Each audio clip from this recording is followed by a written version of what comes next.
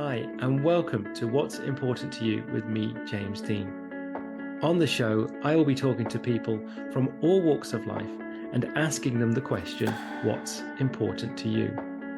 Because I believe once we understand what's important, then we can build the life that we truly want to live. I hope you are inspired by the guests that I talk to and answer that question for yourself and build the life that you truly want. You can support the show by clicking on the subscribe button, sharing your favorite episode, or leaving your comments. Thanks for watching. Today's guest has been a psychotherapist and couples therapist for 35 years and trained 7 years ago in Calling in the One, Conscious Uncoupling and Love and Relationship Coaching. She has written a program called Couples Coaching for a Lifetime of Love to help new couples create their relationship on a good footing from the very beginning.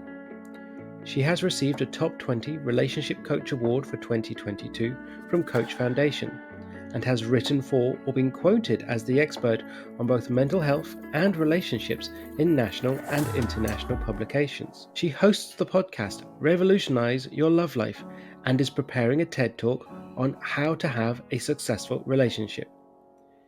She is part of a worldwide network of coaches headed by Katherine Woodward Thomas, focusing on raising the quality of relationships and leadership from a loving perspective, and is a mentor and support coach in her coach trainings and public workshops. She is also the co-director of the Counselling and Psychotherapy Centre in Swindon in the United Kingdom. Today, we find out what's important to Heather Garbutt. Hi, Heather. Thank you so much for joining me today. Oh, you're so welcome. It's a delight to be here. Yeah, absolutely. Really looking forward to chatting to you. So, Heather, we're going to start and we dive straight in. And with the first question, as always, is Heather, what's important to you? It's a very short answer. It's a one word: love. I suppose that's predictable from a love and relationship coach. But without love, we've got nothing. Yeah. We haven't got connection. We haven't got care. We haven't got a sense of belonging. We haven't got charity. We haven't got generosity. We've got war. We've got conflict. We've got misunderstanding without it. And tell me more, because it's interesting. There was I think you're only the second person to give me that as their first answer, actually, which is interesting. If whatever the 80 odd people I've spoken to on the show. So tell me more in a sense, obviously, is that something that is a more recent, would you say, revelation, or is it something that's always been that important to you? I think it's always been there, but I've not always known it. When I was little, I knew I was loved intellectually, but I didn't know I was loved emotionally. So I experienced quite a lot of loneliness. And I don't think that's unique to me. I think there are threads in our culture that leave us that way, that we need to be shown love in the way that we feel it. And if we don't get it that way, then we don't know it. And that leads to a lot of isolation and limitation in who I can be and what I can give in the world, the joy I can have. If I have an I am alone belief, that doesn't do much for connection, does it? 100%. And it's one of those things, actually, that in sense of that feeling or that thought of I'm alone, because there's this sort of thread as well of when someone thinks that they're the only person that thinks and feels in that way, it's even more isolating. So if you kind of, like, as you say, without that sort of love being a present thing, you kind of think, well, this is almost the norm that you should feel, because you know the absence of it makes it feel like this is the normal thing. Or you might think it's just, oh, well, no one else must experience this, it's just me. So this even becomes even more isolating. So when you think, from there to now, what was it, the thing that, to go from that place where you're saying that we maybe didn't have it then to now, as you say, what you do now, that's obviously some journey to get to what you do now as a profession. It's the spiritual path. It took me till I was 58. I've been a psychotherapist 40 years now. I don't practice anymore.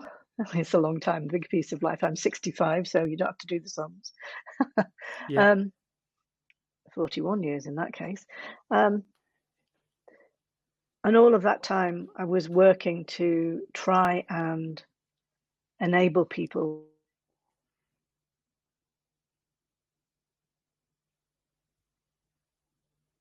I didn't really get it until I did a program. It was Valentine's Day, 2016, and I woke up on my own and I had that really alone feeling. I don't necessarily hold with Valentine's Day, you know, it's a big commercial thing, but somehow at times, if you're single, it's one of those wounding times and it brings things to the fore.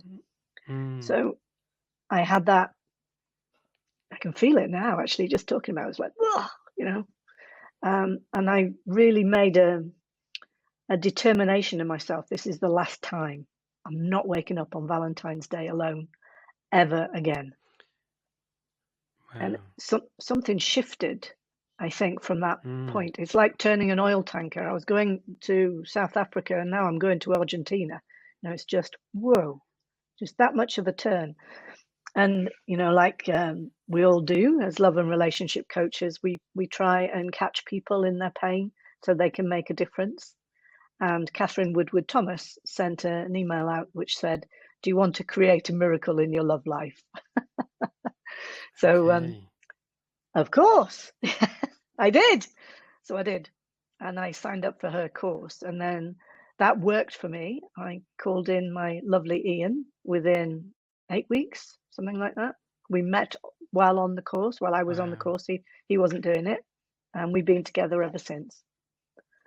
So I trained to be a coach because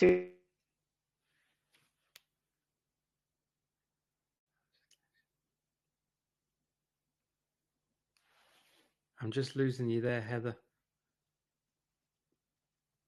Yeah, you're a bit pixelated. No, try again. I just lost you when you said you'd met him and you decided to train to be a coach. Okay, shall I repeat that then? Yeah, please. Yeah. So I met Ian while I was doing the Calling in the One for myself, the program for myself. Yeah. We met within 8 weeks. We were together from the July following that 2016 February revelation. We've been together ever since. And from that point, I decided, well, this is work for me. I want to do it for other people. That's amazing. And coach. Go on. No, that's fine. You carry on. You're going to respond. I think we've got a bit of a delay, haven't we? Yeah. So hopefully it'll sort itself out. No, I was going to say, because it's interesting in a sense of the length of career you had doing one discipline in some ways, and in that discipline as well, still helping people, you know, with the psychotherapy and what you were doing. But to then, and even I suppose within the psychotherapy, you have to, I'd love to learn a bit more of what you did in there, but it's almost in that one moment, how is it quite interesting how one moment can, as you say, can decide, well, actually, I'm going to shift something, and how that one degree of change can shift everything. Like literally can move, not just in a sense of your relationship, but essentially what you then decide to do with continuation of your career. It's incredible that those moments can really be defining and make you change everything. Yeah. It's fired me up in so many ways. Right? It may sound a little grandiose, but I have the intention, and that's one of those intentions, to improve the relationships, romantic relationships, parental relationships, parent-child relationships of 10 million people worldwide. I love it. I know, I can't do it one at a time. So I've been writing, and this is part of it, and I'm invited to Yeah, podcasts. So I see a podcast that I think resonates with me, then I do it. It's sure. that little bit of drop in the ocean that makes a wave of love. Yeah, yeah, 100%. And I'm interested in the sense of like, obviously the fact that you met Ian, as you said, in that course, and then it's like within 8 weeks that's, and then you're still together. Where I'm thinking differently, say, Mike, I'm with my wife now. We've been married we're coming up 11 years this year, but we've been together for 20 plus years. We met at uni, so all those years ago. I'm interested in the sense of like how when you think of it from a love, from the coaching perspective and the personal perspective, it's always interesting, like, how did you know after so long, and then you suddenly, like, within 8 weeks, or you met, it's it. Like, it's an interesting, what was it? I'm going to just stop the question there.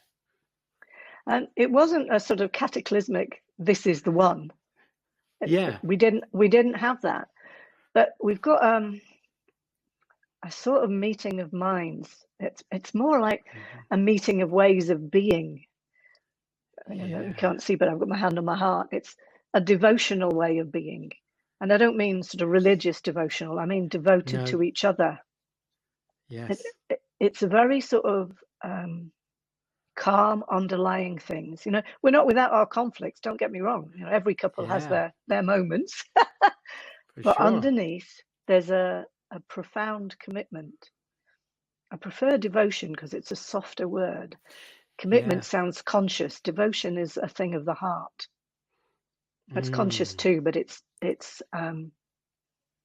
more than a conscious choice. It's like a dedication. So whatever happens, we work through it. Yeah. No, actually, I really like that word you say with devotion, because commitment sometimes as well to me, as soon as you say the word commitment, I think of almost like contracting. It seems can be almost quite cold in some ways. It's like, there's if you think of it, depending on the other sort of connotations it brings up, and some says versus, and it means sometimes a commitment, it can be more likely to be broken than devotion. It's almost like it's the word devotion to me, when you said it there, it's almost like you almost, there's no control over it. It's just the way it is. It's just that sort of, as you say, it just brings you back to it. It is a really nice word. Yes. Yeah. Yes. So when because I'm interested in that, in the sense of, obviously you decided to go into it and become a coach in this space yourself, a love and relationship coach. What was that transition like for yourself from going from the psychotherapy side of it for that length of time that you were doing it into sort of more of a coaching space? What was that transition like for you? That's an interesting question. For me personally, it was quite a transition, because I've been working with people to process trauma in their early life, and as it was manifesting in their current life.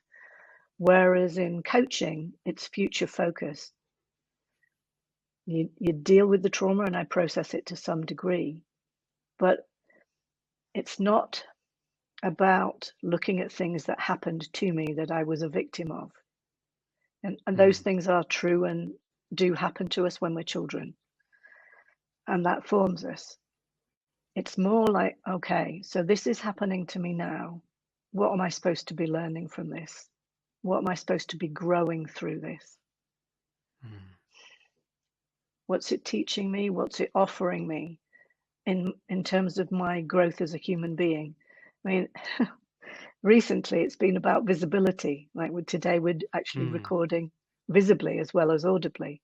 And I've got loads of trauma from childhood about being shamed and humiliated in classes, by less than well-trained teachers or old-fashioned teachers.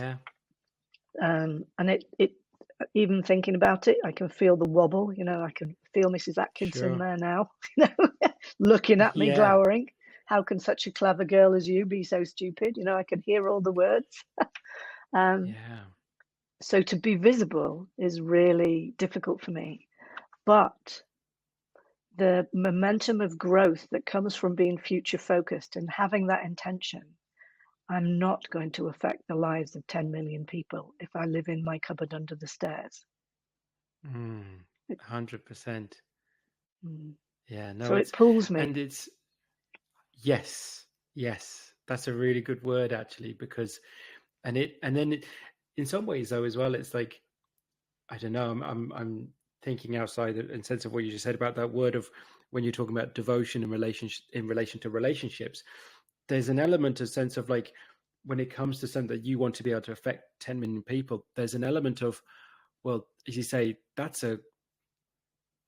you could say the word commitment again, but it's almost, again, it's like, well, it's something that's a calling or something. It's like, well, actually, no, you have to get out and do it.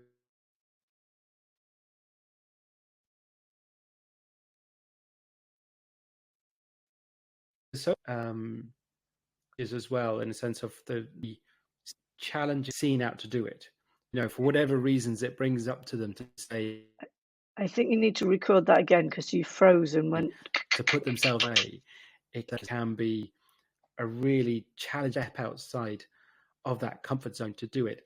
So, in a sense of yourself having to push yourself to do this and doing it in a more visible way, what do you think I'd ask the interesting question, I think, from there was, how do you think that's benefited you from actually becoming more visible? Benefited me.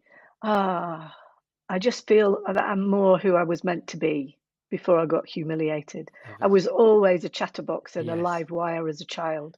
Lots of creativity, artistic, expressive, and I was supposed to be small and quiet. Sit still. Yes. So it's letting me be expressive. Ian and I, we're on the face of it quite different. He's very sporty, I'm very arty. Where we come together is in dance. So I really love that as a form of expression. We do partner dancing, 𝗲𝗏, which is modern jive. And I love that. And so cool. The other thing that's come is actually, I mean, you may not see it very well in these colors, in this light, but I had my colors done. And that has really allowed me to be much more of who I am. My style is classic 𝗵𝗵𝗁. My colors are soft autumn. So I've got the sort of autumnal colors, warm, rich, and earthy is generally it. The glasses do it, the lipstick does it. That's and that just lets me be more of myself. And the 𝗵𝗵𝗁 part, it means I identify with the pantomime boy, slightly androgynous, eye slapping energy. And a bit of wit and mischief, which I would certainly was not.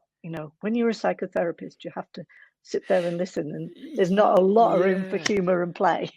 Yeah.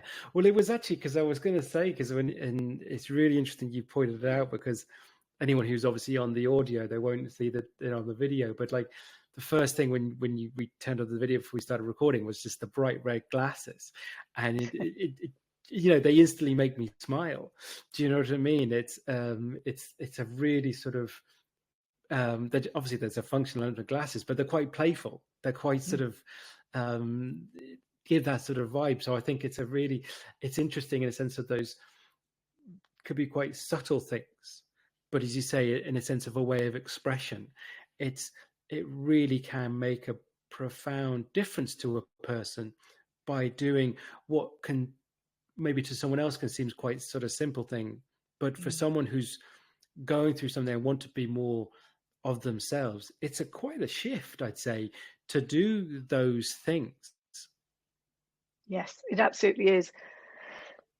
I mean, those things as well, they're expressive on the outside. What is more powerful even still that fuels those is being present to myself on the inside. Love of myself. And that's not always easy, because we're taught to be disciplined and do our duty. And there's all the have-tos and shoulds. But I'm trying continually and holding to it to be kind to myself. If I didn't get everything done last week, I wasn't going to give myself grief about it. It's like, okay, well, there's next week. Yeah. Let's look at what you did learn. It's the gratitude thing as well. Let's look at what you did learn. Let's look at what you did achieve. let's really celebrate the bits that you've done rather than remonstrate with yourself for all the bits you haven't done. And it gives you 100%. energy. Yeah, because I'm sure as well, because it's, I mean, obviously what you're doing in sense of as a love and relationship coach is to obviously, I'm sure, to try and help people find love in some ways. But the piece you just said there, though, is loving oneself, you know, is surely has to come in part of what that as well, because it's, you know, I think it's that sort of phrase. I don't know if for yourself, but for me, it was like, oh, if someone loved themselves was seen as a negative. It's almost, it's coupled with arrogance and, Yes. you know, big-headedness and all this sort of stuff. Oh, they love themselves means that they're whatever. But can be such a dangerous way of phrasing it, because if you're unable to love yourself, you know, that's an awful thing to think of yourself, really.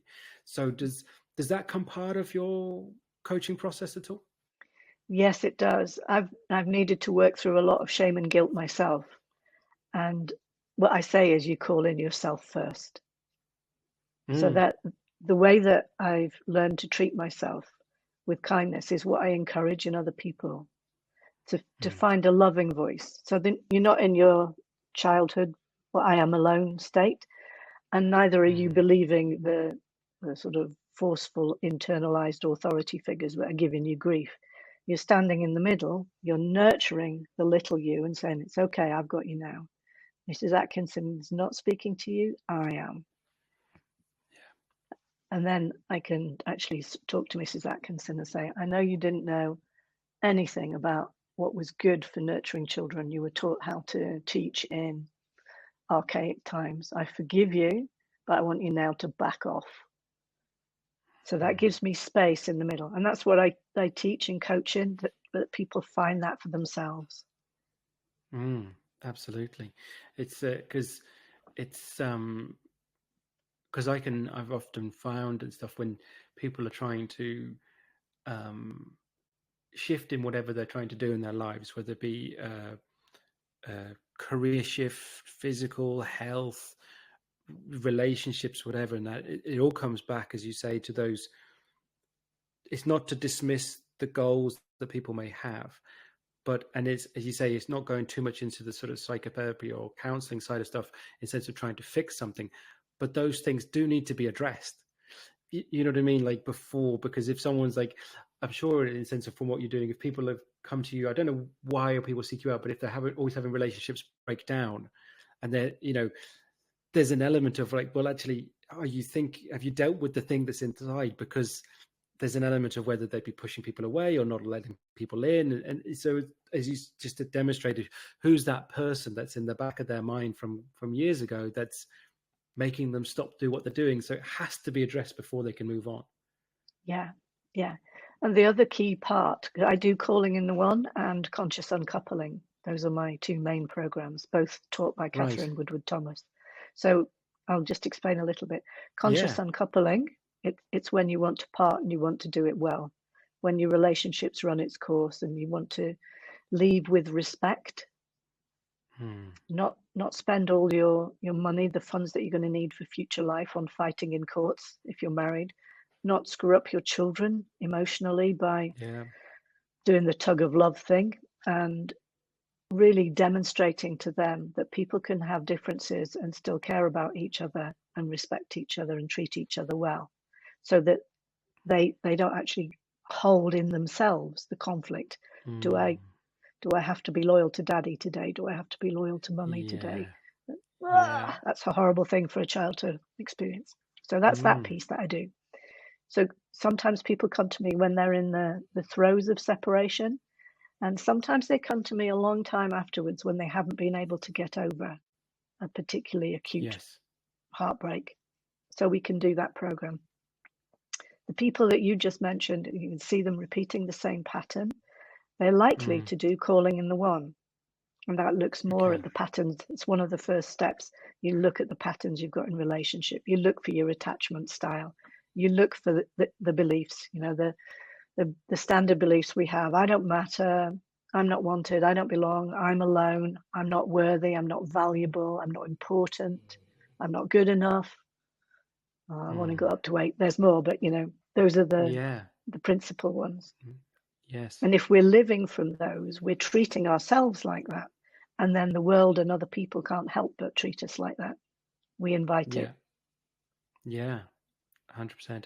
So if you've got some, obviously not going into any specifics, but what is the sort of then, are there sort of, is it obviously it can be individual based, but is there certain processes you go through to try and help people sort of understand those, whether those, I think the words attachment you used, and how they can then whether make them change them or adjust them in a way that will make them more positive? Yeah, that process. In a way, I sort of stand in for a good parent and model a good parent, and also model a good partner to the best of my ability. Obviously, not getting into anything sexual or even being physically present. I may be on Zoom, but treating somebody with the respect and love that they truly deserve really shifts things for them and helps them learn how to do that for themselves. You need somebody holding you steady and treating you well to make changes. You need a hand to hold, particularly if it's profound stuff inside you. You've got so much self-protection against feeling anything and changing anything because it won't feel safe. You need somebody to make it feel safe enough. So that's one thing. And we look at it on conscious levels. We look at the patterns. We go through, really evaluate, okay, did you always choose unavailable men? Let's have a look at the ways they're unavailable. They don't live in this country. They're never going to move. They're still involved with an ex, and it's a bitter entanglement that's never going to stop. Sorry, there's flicky stuff on my screen. No, you're fine. They're not ready for a relationship. They may, loads of people on dating apps all set for having a relationship, but they don't really want to do anything more than text. Yes. So we look at. Go on. Yeah, go on. So no, we I look was just at because I want to keep. No, you're fine. Look at the go on. I'll save my question. Yeah, I'll save my question. Okay. All right. So we look at all of those patterns and really hone discernment. So I've got a dating guidelines sheet that I give out. Actually, I've got a link to that if you want to put it with it. The dating guidelines and the values is a piece on deal makers and deal breakers and values. So when the person is looking for a partner, it's usually women that come to me, but I've had a lot of men recently, which is such a joy, such a joy. There's a lot of shifting in men going on at the moment. Yeah. And we get them to really look at what is important to them. What are the values that they hold dear? What do they actually need in a relationship? And it's like helping them be their own marriage arranger in the most positive sense of that. It's not about dynasty and joining together farming lands or whatever. It's about who is the real right person for me, who is available to me, who can give me everything that I need, who is attractive enough. If they're attractive on a 10 out of 10, run, because that is going to be connected with old patterns. Yeah. So you want somebody who doesn't knock you off your feet first off, but who is reasonably attractive and who you feel safe with and who you feel at home with, who has shared values, who has shared intentions for their life, commitment to growth. All of those things are really important. And then you look and see if they walk their talk, because quite often, like, people will say, yeah, I want to be in a relationship, and then somehow they're never available, or they just avoid, one way or another, they avoid contact.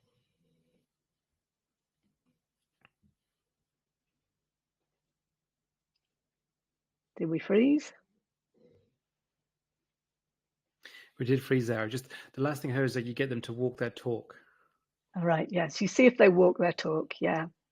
And that's important. So if you're wanting somebody whose values are respect, love, kindness, trustworthiness, you look at how they deal with waiters. Do they leave a nice tip? Are they polite with them? Are they easily irritated? a warning sign is if they go into victim state and start attacking, or if they go in victim state. I once had a date with somebody who the waiter brought us our tea and coffee, and he'd asked for tea and I'd asked for coffee with hot milk, and the waiter forgot to bring him his cold milk. This was the sort of beginning and end point for me.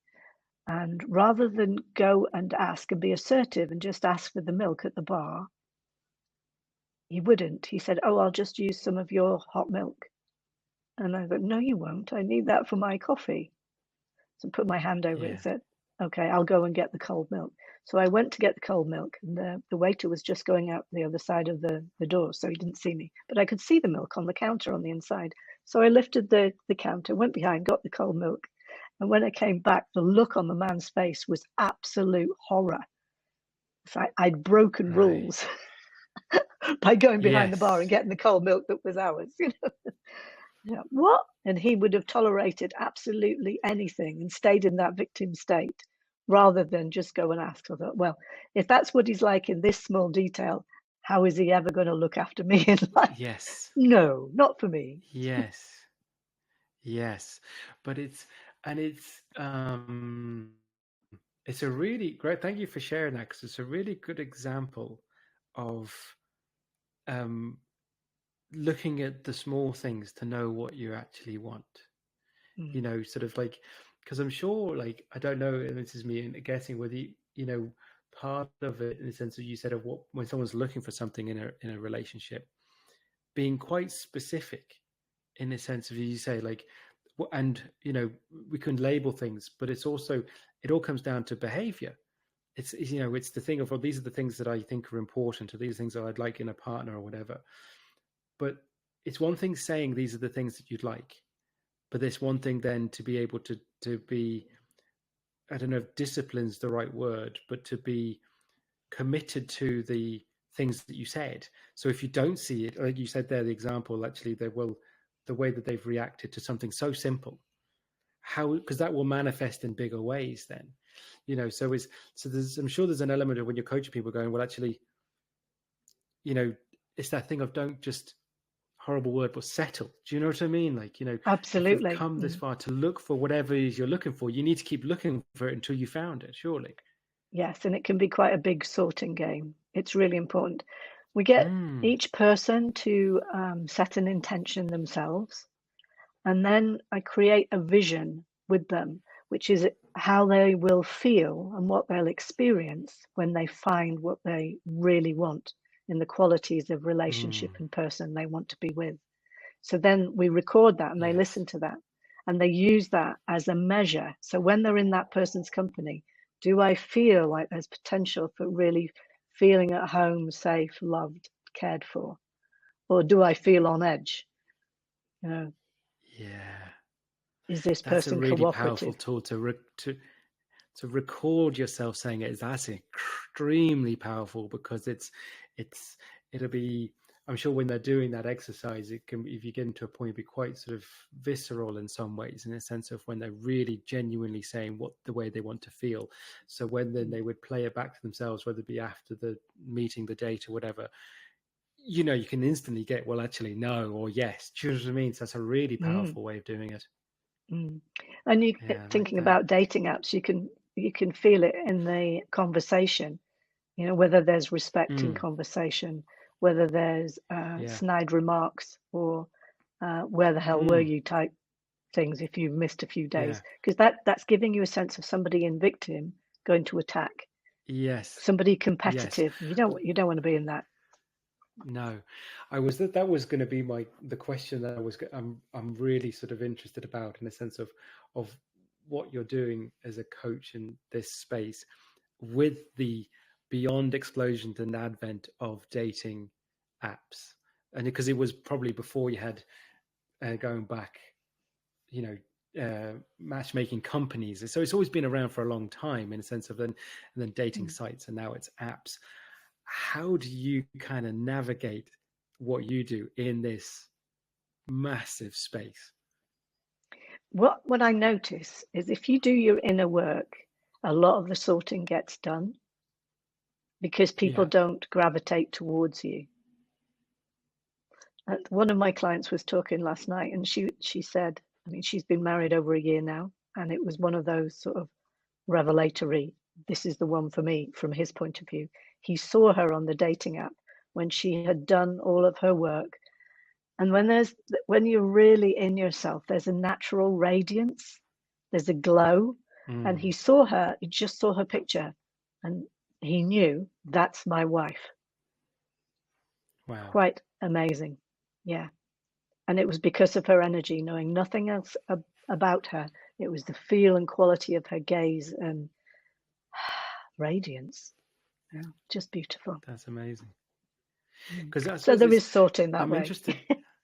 Yeah. So because I was going to say, because it's an interesting thing in the sense of, I don't know what you're doing in the sense of coaching. Is it? I'm sure a lot of the people that come to you are obviously using dating apps as such, and that is it something is it more what you're doing, and then it's more just about the person, and then how they find that person is kind of more their sort of own prerogative, or is it like they can choose? Is there things about, well, yeah, exactly, yeah, because but I will it's an guide interesting one, because them. obviously, yes, love to know. Yeah, love to know more. Well, how do you guide? Well, yesterday morning, a lady came to me and she said she'd had interactions with 3 or 4 people online, one of whom was snotty with her, so he's gone. That's it, you know. Yeah. She was out for an evening and didn't reply to his message. It was too late when she got back, so she replied next day, and he was pissed off about that. Excuse my language. So that's it. You know, yeah, great, sorted himself out. Yeah, you know, good to that's know. great. Yes. And the other one that she showed me, there was another one as well, but I won't go detail. But the other one that she showed me the picture of him, and he had a really nice gaze. He had a soft demeanor. Sorry, she showed me one other one who was a guy in a big flash suit leaning over a big flash car with a cigar in his hand. You know. Oh, Jesus. Yeah. You know, you don't want to marry an ego. So, yeah. Yes. But the guy that we were both thinking looked interesting had been very responsive. He hadn't had to jump through big hoops, you know, like thinking about witty first lines. He wasn't doing that. He was just saying, and how are you on this lovely wet morning in Wiltshire? So it was just a little bit poetic, a little bit warm, just soft, just a gentle opener. Says one person to another, let's just open the gate to conversation. I did have one lady who called in her one. She was on the Oxford and Cambridge website for dating, and she just, forgive me, I can't remember the line, but she just wrote one line from a novel or a poem, so that anybody who knew that would know what it meant. That's all she needed. That and a photo, and whoop, here he is. That's quite incredible, really, isn't it? Yeah, it saves a lot of sifting. Very interesting. Yeah, it's I find it interesting because, as I was saying earlier, I've been with my now wife for 22 years this end of this year. So again, we met at university, so back in the day, and this was, well, there would have been, I suppose, internet dating at some point, but I wasn't aware of it at whatever 19, 20 years old. So we got together just by meeting each other. Like, you know, it was in the bar at uni. We both played basketball at college, and we were on the same course, and we just met each other in the bar and in the student union, in the nightclub in the union. And that's how we met. That's how we got to know each other, was through college. Like, and both of us, it's funny now, obviously 20 years later, the thought of going onto a dating app, Jesus, no intention obviously to leave my wife, but the thought of having to do it that way, oh my God, it would absolutely terrify me to think that it's all done via that, versus the sort of like clumsy way that we got together when we were in our sort of 20s, and that like, so it's, so do any of you people you work with meet on a more offline basis, or are they all online? No, they meet on an offline basis as well. What I advise Interesting. is to really do the things that you enjoy doing, and go to the Yes. places. So I enjoyed dancing, so I went dancing. Yes. Other people, have gone for walks in the mountains. Lady who Yeah. lives in a very small community thought she would never meet anybody, and she met her partner dancing. She'd just never noticed him Mm. before. Before she started doing this work, she was looking at different sorts of men who weren't really suitable for her, and she kept being disappointed. And then the lights came on, and she realized, oh, he's nice. He's always been there. He's really my good friend. And they have a great time. They travel all over. They're really suited to each other. Yes. And Yes. another lady who lives in the mountains in Italy. There's not a large group of people there, and she was anticipating that she would have to go online and meet people there. But no, they met at a concert. They'd come from two separate valleys and Yeah. met at a concert. They'd known of each other, but never thought of each other in that way. Still going. Yes. Yeah, I love it. Well, it's actually, you just reminded me, there's a lady here in Ireland who actually was a guest on this show last year, and I met her a few years ago. She was she does personal training, and she does online sort of training, and she has a membership sort of group, mainly with women, is who she was her clients. But in the last sort of 6 months or so, she started doing, like, she did meetups and stuff with her group, and they would go to like go for hikes and stuff as her memberships for her group. But in the last 6 months or so, she's starting on putting on, she called them singles and mingles, is what she referred to them. So they'd be going on either walks or hikes, or, and a lot of things that may be going for, like, into a meeting in a bar or restaurant, but a lot of them would be, uh, not, exactly alcohol free, not in that sort of way of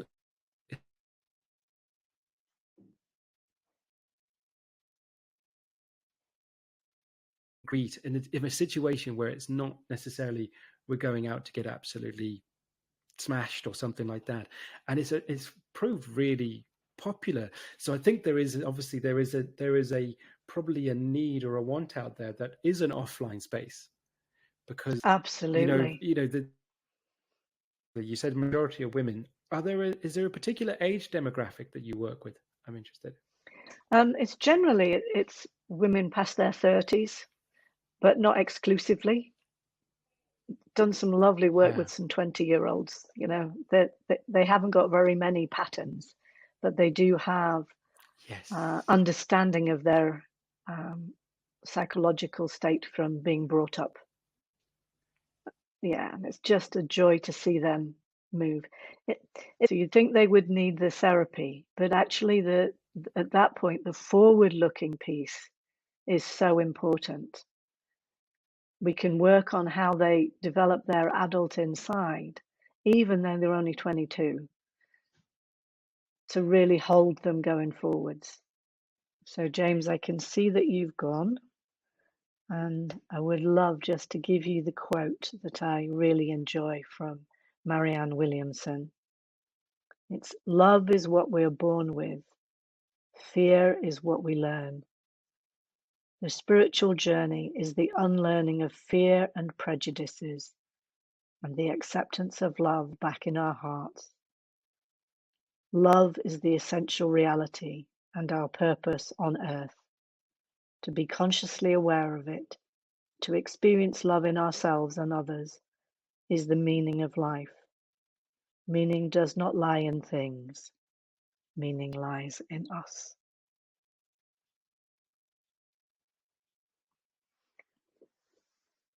And the most influential person in my life,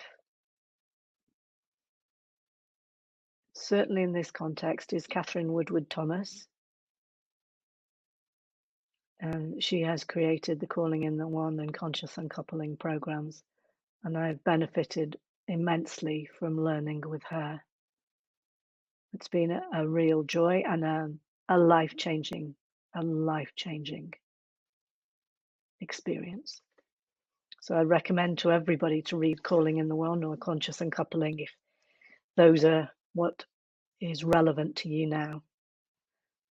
And you can find me on heather@heathergarbutt.com, or you can see me on Facebook, not wearing the glasses in that picture, but you'll find me. And I'm based in Newbury in England and work online. I think, James, you've gone for good. I'm not quite sure why, but I will disappear myself now. Thank you so much, James. This has been a real joy to be with you. And I love your questions. I love your curiosity. And I love your own thinking as well. I can see this really relates to you. Although you're married and settled, I can see this floats your boat of interest. Lots of love. Bye for now. We were talking about there is the age demographic of the people that come to see you. And I was interested in the sense of, you said the majority may be 30 plus, but you were talking about the few in the sort of 20s who are coming to talk to you as well. Yes. They don't have very many relationship patterns, but they do have a sense of where they've come from in their upbringing. Their emotional intelligence is often really quite high. So there's not so much undoing of stuff, like repeated patterns, but there's a clear future focus of what I want and what I want to be and who I can be and who I want in my life, which is just a joy to behold. It's a joy to see them grow and change. There's one now who has a baby with her partner, which is lovely. Fab. But I think it's also as well, because I was talking to another lady yesterday. She was a coach as well, from a more career sort of basis, and her sort of speciality was working with what she refers to as highly sensitive people, HSPs, as she referred to it. Yes. But we got the conversation kind of turned to more sort of younger people, maybe slightly younger, the sort of school age, university age. But it's interesting what you're saying there about people in their 20s.